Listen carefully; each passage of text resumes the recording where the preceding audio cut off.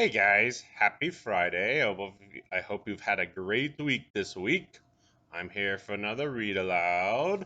So I don't know if you can see I'm wearing my Martin Luther King Jr. tie. So I'm going to read you a picture book of Martin Luther King Jr.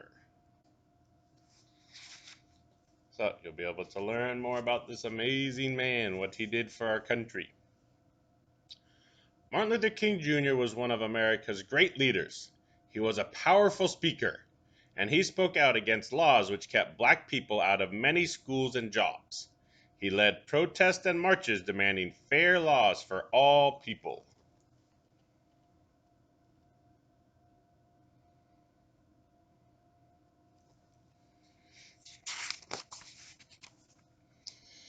Martin Luther King Jr. was born on January 15th, 1929 in Atlanta, Georgia. Martin's father was a pastor. His mother had been a teacher. Martin had an older sister, Willie Christine, and a younger brother, Alfred Daniel. Young Martin liked to play baseball, football, and basketball. He liked to ride his bicycle and to sing. He often sang in his father's church. There's a picture of he and his brother and sister singing at the church.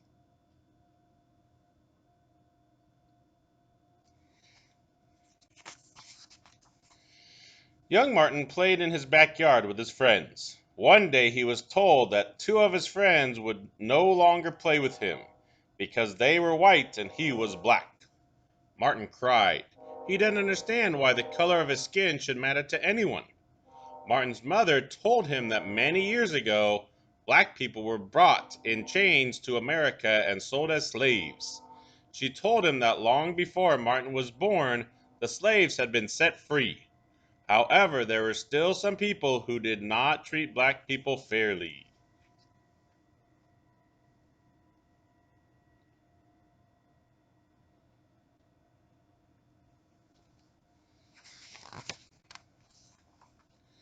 In Atlanta, where Martin lived, and elsewhere in the United States, there were white only signs. Black people were not allowed in some parks, pools, hotels, restaurants, and even schools.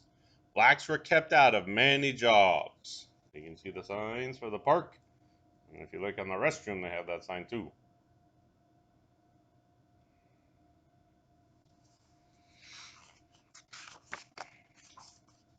Martin learned to read at home before he was old enough to start school.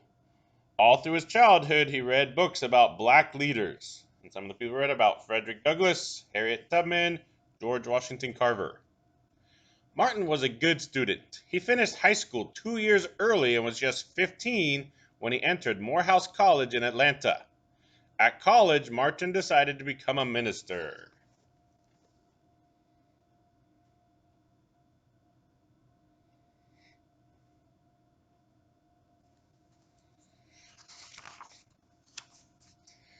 After Martin was graduated from Morehouse, he studied for a doctorate at Boston University.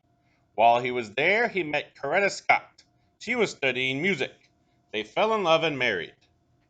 In 1954, Martin Luther King Jr. began his first job as a pastor in Montgomery, Alabama. The next year, Rosa Parks, a black woman, was arrested in Montgomery. She had been sitting just behind the white only section on a bus. When all the seats in that section were taken, the driver told her to get up so a white man could have her seat. Rosa Parks refused.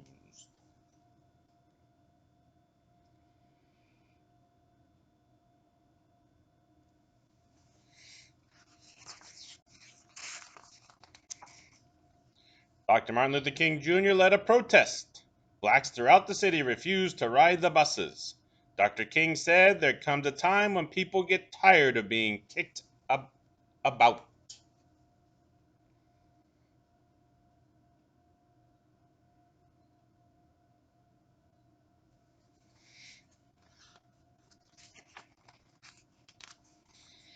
One night, while Dr. King was at a meeting, someone threw a bomb into his house.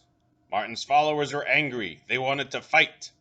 Martin told them to go home peacefully. We must love our white brothers, he said. We must meet hate with love.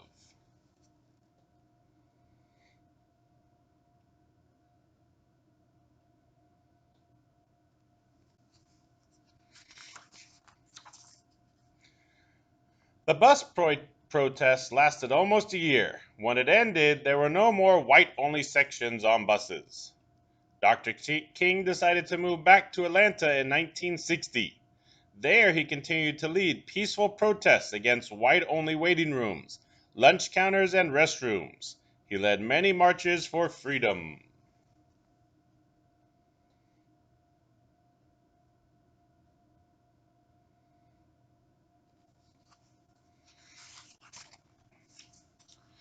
In 1963, Dr. King led the biggest march of all, the March on Washington. More than 200,000 black and white people followed him. "I have a dream," he said in his speech.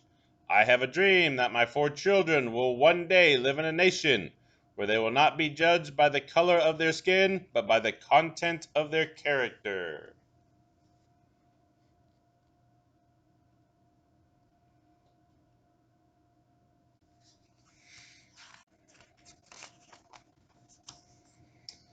The next year, in 1964, Dr. King was awarded one of the greatest honors any person can win, the Nobel Peace Prize. The country was changing. New laws were passed. Blacks could go to the same schools as whites. They could go to the same stores, restaurants, and hotels. White-only signs were against the law.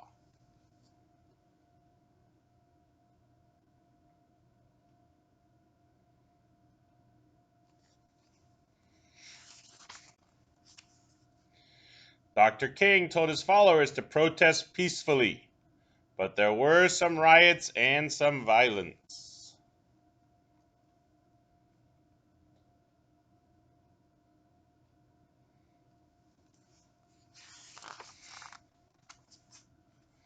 Then, in April 1968, Dr. King went to Memphis, Tennessee.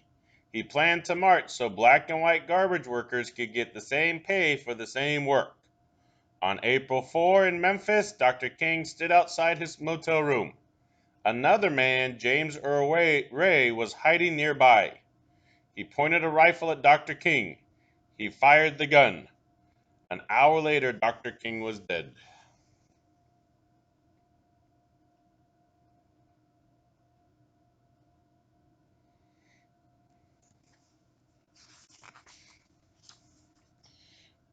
Martin Luther King Jr. dreamed of a world free of hate, prejudice, and violence.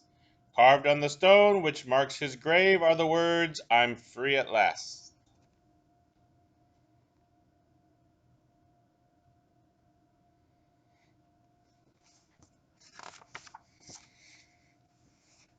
Okay, now, Monday, we're celebrating Martin Luther King Jr. Holiday. And in 1983, it was made official. The third Monday in January was declared an annual federal holiday by the United States Congress to honor the life and ideals of Martin Luther King Jr. You can see he's got an internal flame. Okay, so I hope you learned some more about this amazing man. He always wanted to make changes, but through peaceful ways, peaceful protests. I hope you guys have a great weekend and think about something that Martin Luther King Jr. did to help make your life better. Talk to you later.